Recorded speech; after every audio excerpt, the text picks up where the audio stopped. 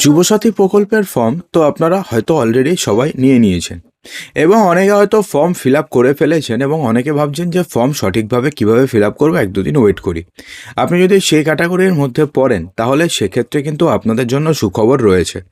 তার কারণ form fill আপের আগে এই 5টি ভুল যদি আপনি করে ফেলেন তাহলে সেক্ষেত্রে আপনাদের ফর্ম বাতিল হয়ে যাবে।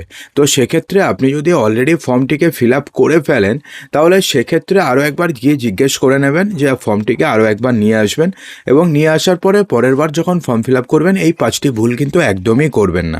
তো কোন 5টি ভুল বিশেষ করে করা একদমই উচিত নয়, তাহলে আপনাদের ফর্ম বাতিল হবেই হবে, জানাবো। তবে তার পূর্বে আপনি কি ফর্ম তুলেছেন এখনও নাকি তোলেননি, কমেন্ট বক্সে জানাতে ভুলবেন না। পেশা এবং শিক্ষাগত যোগ্যতা নিয়ে সতর্কতা। অনেকে রয়েছেন যারা পেশা অথবা শিক্ষাগত যোগ্যতার ওখানে স্টুডেন্ট লিখে দিচ্ছেন, কিন্তু আপনাদের আবার জানিয়ে দিই যে এই যে যুবসাথী প্রকল্পটি রয়েছে এই প্রকল্পটি শুধুমাত্র কিন্তু বেকার যুবক অথবা বেকার যুবতীদের জন্য, অর্থাৎ স্টুডেন্টদের জন্য কিন্তু এই প্রকল্পটি একদমই নয়। তো সেক্ষেত্রে যদি আপনি আপনার যুবসাথী ফর্মে প্রফেশনের জায়গায় যদি আপনি স্টুডেন্ট লেখেন তাহলে সেক্ষেত্রে কিন্তু আপনাদের যুবসাথী ফর্মটি বাতিল হতে পারে। তো সেক্ষেত্রে কি করবেন, সেক্ষেত্রে অবশ্যই আনএমপ্লয়েড অথবা বেকার এই শব্দটি লিখে দেবেন। তো সেক্ষেত্রে আপনি যদি স্টুডেন্ট লিখে থাকেন তাহলে সেটাকে যদি কাটার ব্যবস্থা করা যায় হোয়াইটনার দিয়ে সেটা করে দেবেন, না হলে পরে আপনারা নতুন একটি ফর্ম নিয়ে এসে সেটাকে আপনি বেকার অথবা আনএমপ্লয়েড লিখে দেবেন। ছাত্র লিখে যদি আপনি আবেদন করেন তাহলে সেক্ষেত্রে কিন্তু আপনাদের ফর্মটি বাতিল হতে পারে। পাশাপাশি শিক্ষাগত যোগ্যতার ক্ষেত্রে আপনি বর্তমানে কি পড়ছেন সেটা কিন্তু লিখবেন না, অর্থাৎ ধরুন আপনার যে পড়াটা কমপ্লিট হয়ে গেছে সেটা আপনি লিখবেন। উদাহরণ হিসাবে ধরুন আপনি উচ্চ মাধ্যমিক পরীক্ষা দিয়েছেন, তারপরে আপনি ধরুন কলেজে ভর্তি হয়েছেন, তাহলে কিন্তু আপনার কাছে কিন্তু কলেজ পাশের সার্টিফিকেট নেই, আপনার কাছে উচ্চ মাধ্যমিক পাশের সার্টিফিকেটটিই আছে। তো সেক্ষেত্রে আপনাকে উচ্চ মাধ্যমিক পাস লিখতে হবে, সেক্ষেত্রে আপনি কলেজ পাস লিখতে যাবেন না। কারণটা হচ্ছে কলেজ পাস লিখলে পরে আপনাকে তখন কলেজ পাসের সার্টিফিকেট দিতে হবে, সেটা তো আপনি দিতে পারবেন না। তো সে কারণে আপনি যদি কলেজ পাস লিখে ফেলেন তাহলে সেক্ষেত্রেও আপনাদের ফর্মটি বাতিল হতে পারে। এখন আবেদনপত্রে নাম এবং পদবি এই জায়গাটিতেও খুব ভালোভাবে খেয়াল রাখতে হবে। আপনার আবেদনপত্রের নাম এবং পদবি লেখার সময় মাধ্যমিকের অ্যাডমিট কার্ডকে আপনাকে প্রাধান্য দিতে হবে, অর্থাৎ মাধ্যমিকের অ্যাডমিট কার্ডে আপনাদের যে নাম ছিল অথবা আপনাদের যে পদবি ছিল ঠিক সেম নাম এবং সেম পদবি উল্লেখ করতে হবে।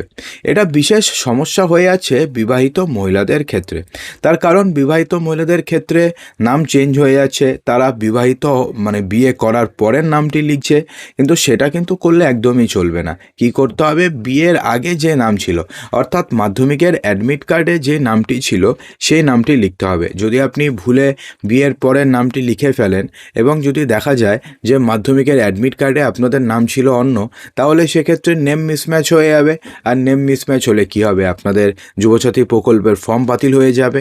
আর একবার ফর্ম বাতিল হলে 1 বছর কিন্তু আপনি টাকা পাবেন না, অর্থাৎ আপনাদের কিন্তু 18,000 টাকার লস। সেজন্য ফর্ম কিন্তু খুব ভালোভাবে ফিল আপ করবেন। দেখুন এবার না বয়স গণনার একটা হিসেব দেওয়া হয়েছে, অর্থাৎ 1 এপ্রিল 2026 অনুযায়ী আপনাদের বয়স কত সেই বয়সটিকে আপনাকে লিখতে হবে। দেখুন এক্ষেত্রে বয়স যদি 21 থেকে 40-এর মধ্যে হয় তাহলে আপনি এই প্রকল্পে টাকা পাবেন, এর থেকে বেশি বা কম হলে পাবেন না।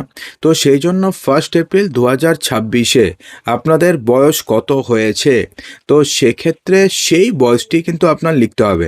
এমনটা লিখে ফেললেন যে ধরুন 31শে মার্চ আপনাদের যে বয়স ছিল সেই বয়স লিখে ফেললেন, বা এমনটাও হতে পারে যে একদিনের জন্য আপনি এলিজেবল হলেন এবং একদিনের জন্য কিন্তু আপনি এলিজেবল নাও হতে পারেন। ধরুন দেখছেন যে আমি একদিনের জন্য এলিজেবল হচ্ছি না, তো সেক্ষেত্রে ধরুন আপনি একদিন বয়স বাড়িয়ে দিলেন, হবে না, যখন স্ক্রুটনি হবে আপনাদের ফর্ম এমনিতেই ক্যান্সেল হয়ে যাবে। তো সেক্ষেত্রে 1/4/2026 অনুযায়ী আপনাদের যে বয়স সেই এক্স্যাক্ট বয়সটি আপনি লিখবেন, মাস দিন লেখার দরকার নেই, শুধুমাত্র বয়স লিখবেন। এবার দেখুন ছবি এবং সই। দেখুন, যখন আপনি ছবি লাগাচ্ছেন, রিসেন্ট পাসপোর্ট সাইজ ছবি লাগাচ্ছেন কালার, তো ফটোটিকে তো আপনি আঠা দিয়ে লাগিয়ে দিলেন। লাগিয়ে দেওয়ার পরে আপনাকে ক্রস সিগনেচার করতে হবে, এবং ক্রস সিগনেচার যখন আপনি করবেন না, তখন ক্রস সিগনেচারটাকে আপনাকে এমনভাবে করতে হবে যাতে সাদা অংশ থেকে সিগনেচারটি শুরু হয়, তারপরে আপনাদের পুরো ছবি ক্রস হবে, তারপরে সাদা অংশে গিয়ে ঠেকবে। অর্থাৎ এই যে ছবি ক্রস সিগনেচার এখান থেকে শুরু করলেন, সাদা অংশ থেকে সিগনেচার করলেন, সাদা মানে পুরো ছবি পার হয়ে গেল, তারপরে সাদা অংশে গিয়ে শেষ হয়। এরকমভাবে ক্রস সিগনেচার করবেন, যাতে দেখে মনে না হয় যে কেউ আপনাদের সিগনেচার করে বসিয়ে দিয়েছে। ক্রস সিগনেচার মানে হচ্ছে আপনি করেছেন, কেননা কিছু অংশ বাইরে, কিছু অংশ ভিতরে, আবার কিছু অংশ বাইরে, এরকমভাবে অবশ্যই সই করবেন। যদি শুধুমাত্র ছবির উপরে সই করেন, সাদা অংশে সই না থাকে, আপনাদের কিন্তু ফর্ম ক্যান্সেল হয়ে যাবে। দেখুন, এবার হচ্ছে কাস্ট সার্টিফিকেট। অনেকে কি রয়েছে, কাস্ট সার্টিফিকেট নেই, SC ST OBC সার্টিফিকেট নেই, তবুও নিজেকে কাস্ট SC ST অথবা OBC হিসেবে দেখাতে যাচ্ছে, সেখানে টিক মার্ক করে দিচ্ছে, কিন্তু তাকে তো কাস্ট সার্টিফিকেট তো জেরক্স দিতে হবে, সে তো জেরক্স দিতে পারছে না, তাহলে কি হচ্ছে, তার ফর্ম ক্যান্সেল হয়ে যাবে। তো সেই কারণে অবশ্যই যদি আপনাদের কাছে কাস্ট সার্টিফিকেট না থাকে, নিজেকে জেনারেল হিসেবে দেবেন। তার কারণ কোথাও এটা এখানে লেখা নেই যে SC ST OBC হলে আপনি টাকা পাবেন, কিংবা SC ST OBC না হলে আপনি টাকা পাবেন না, এটা কিন্তু কোনোভাবেই লেখা নেই। এবার হচ্ছে ব্যাংক অ্যাকাউন্ট ডিটেলস। এই জায়গাটিকে খুব ভালো করে দেখবেন। দেখুন, আপনাদের যেই মোবাইল নম্বরটি ব্যাংক অ্যাকাউন্টের সাথে লিঙ্ক করা রয়েছে, সেই মোবাইল নম্বরটি দেবেন। অনেক সময় কি হয়, আমাদের তো 2-3টে মোবাইল নাম্বার থাকে, তো কোন মোবাইল নাম্বার আমাদের ব্যাংক অ্যাকাউন্টের সাথে লিঙ্ক হয়েছে আমরা কিন্তু ভুলে যাই। তো ব্যাংক অ্যাকাউন্ট নাম্বার একটা লিখে দেই, মোবাইল নাম্বার অন্য, কিন্তু সেই অ্যাকাউন্টের সাথে সেই মোবাইল নাম্বার লিঙ্কই নেই।